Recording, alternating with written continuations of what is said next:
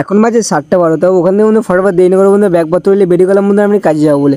তো ওখান থেকে বন্ধু ফাইনালি আমি চলে এলাম বন্ধু তুর্তিকার আমাদের চায়ের দোকানের মধ্যে। তো চায়ের দোকানে এসে বন্ধু এখানে দেখি চা নাই, তো এখান থেকে একটা রোল কেক খেতে খেতে বন্ধু আমি যাচ্ছিলাম কাজের সাইড।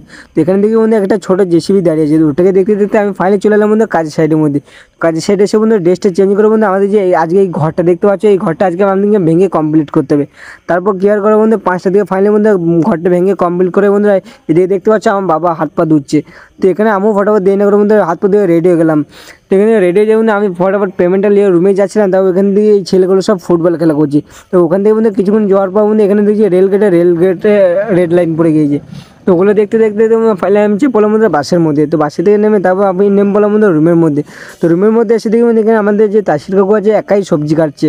তো ওর সাথে বন্ধু কেউ নেই। তারপরে আমি স্নান করবো বলে আমার দেখছি আমার ব্যাগে সাবান নেই। তারপরে আমি এখান থেকে একটা ডাব সাবান নিয়ে বন্ধু স্নান টান করে বিকেলের দিকে বন্ধু রেডি হয়ে বন্ধুরা আজকের মতো মিলি ব্লগটা শেষ করলাম।